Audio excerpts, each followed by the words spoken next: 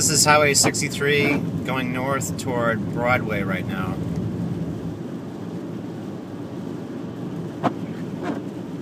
This is March 24th.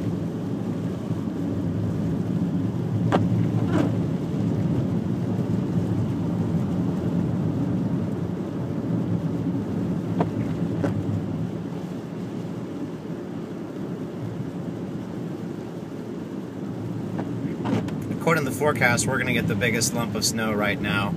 So this is the high point. I think we have about 6 or 7 inches of snow on the ground right now.